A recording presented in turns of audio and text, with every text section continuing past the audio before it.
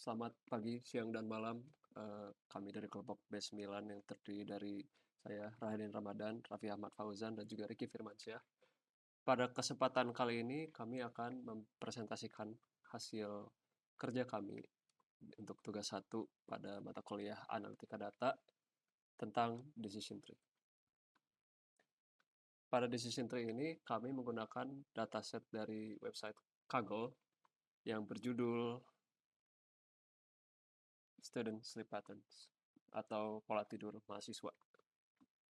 Berisi informasi tentang kebiasaan tidur mahasiswa dengan kolom-kolom seperti durasi tidur, waktu tidur, dan bangun, kualitas tidur, tingkat stres, serta faktor lain yang mempengaruhi pola tidur, misalnya konsumsi kafein atau penggunaan perangkat elektronik sebelum tidur. Dataset ini dapat digunakan untuk analisis kebiasaan tidur, identifikasi faktor-faktor yang mempengaruhi kualitas tidur, atau prediksi kinerja akademik yang berdasarkan pola tidur. Misalnya kita dapat memprediksi seberapa besar pengaruh stres dan konsumsi kafein terhadap durasi tidur atau kualitas tidur mahasiswa. Selanjutnya adalah hal yang dapat diprediksi oleh decision tree yang kami buat. Yang pertama adalah menganalisis dan memprediksi apakah seseorang mahasiswa memiliki kualitas tidur yang baik atau buruk berdasarkan kebiasaan dan gaya hidup mereka. Dari kualitas tidur mahasiswa ini, sleep quality 1-10, semakin tinggi angka, semakin baik kualitas tidurnya. Decision tree akan mempelajari hubungan antara faktor-faktor tertentu. Telah disebutkan tadi, ada beberapa faktor. Yang pertama, durasi tidur, jumlah jam belajar, waktu tidur di hari kerja dan akhir pekan, konsumsi kafein, screen time sebelum tidur, itu dengan perangkat elektronik, dan juga lain-lain. Berikut ini adalah langkah-langkah dalam pembuatannya. Yang pertama itu kita tuh menentukan kriteria penghentian atau stopping criterion. Kriteria penghentian itu menentukan kapan decision tree itu berhenti membelah data. Beberapa faktor yang digunakan itu tuh ada 4, kedalaman maksimal, yaitu menentukan batas maksimal decision tree. Jika pohon ini mencapai kedalaman, pemisahan lebih lanjut tidak dapat dilakukan. Kedua, jumlah minimum sampel dalam leaf. Jika jumlah sampel dalam suatu node lebih kecil dari nilai ini, pemisahan ini tidak dilakukan. Lalu ada juga jumlah minimum sampel untuk split. Jika jumlah sampel dalam suatu node tidak memenuhi batas minimum, pemisahan ini tidak bakal terjadi. Lalu ada juga peningkatan kemurnian atau impurity improvement. Jika pengurangan ketidakmurnian impurity ini seperti impurity atau entropi tidak cukup besar, maka pemisahan tidak dilakukan. Lalu yang kedua tuh ada parameter yang digunakan dalam decision tree.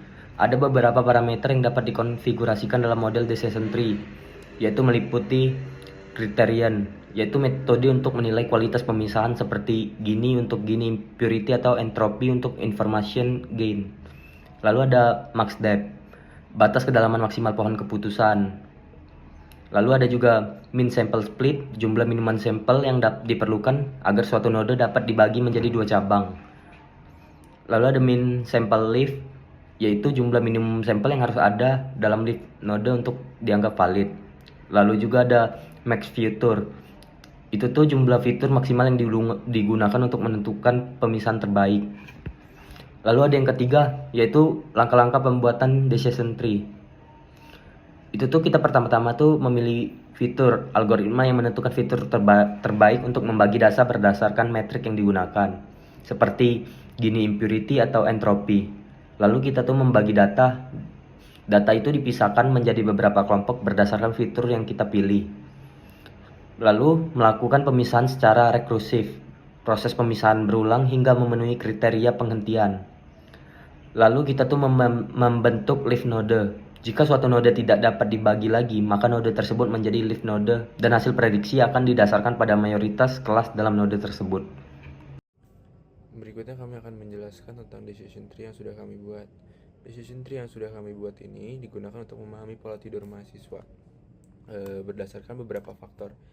Yang pertama itu ada study hours, dan kemudian ada waktu tidur di hari kerja di akhir pekan, jumlah jam belajar, konsumsi kafein, kemudian ada waktu penggunaan layar dan juga tahun di universitas mereka.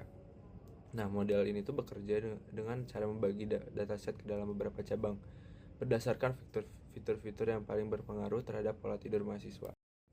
Berikutnya kami akan menjelaskan tentang decision tree yang sudah kami buat. Decision tree ini diawali dengan fitur study hours atau jumlah jam belajar mahasiswa. Jika seorang mahasiswa belajar kurang dari atau sama dengan 5 jam per hari, maka data mereka akan diproses ke cabang sebelah kiri atau ke cabang true. Dan jika tidak atau jika lebih dari itu, maka decision tree akan mengarahkan sebelah kanan atau false. Ini menunjukkan bahwa jumlah jam belajar mahasiswa itu memiliki pengaruh besar terhadap kebiasaan tidur mahasiswa. Selanjutnya, dalam cabang mahasiswa yang belajar kurang dari 5 jam, faktor weekend sleep in atau jam bangun di akhir pekan akan digunakan sebagai pembeda berikutnya.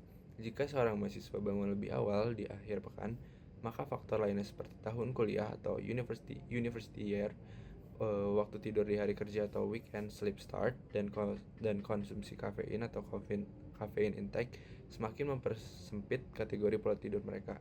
Mahasiswa tahun pertama cenderung memiliki pola tidur yang berbeda dibandingkan mahasiswa yang tahun lanjut. Di cabang lainnya, yaitu mahasiswa yang belajar lebih dari 5 jam, faktor weekday sleep start menjadi pembeda utama. Mahasiswa yang tidur lebih awal di hari kerja mereka memiliki kebiasaan tidur yang berbeda dibandingkan mereka yang tidur larut malam. Kemudian, faktor screen time atau waktu penggunaan layar juga turut berperan dalam membedakan pola tidur mereka.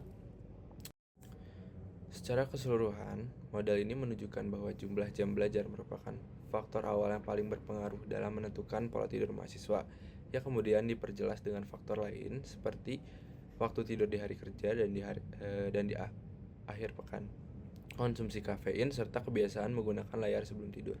Model ini juga dapat digunakan untuk memahami bagaimana mahasiswa dapat mengelola kebiasaan tidur mereka dengan lebih baik, sehingga dapat meningkatkan kualitas hidup dan produktivitas mereka.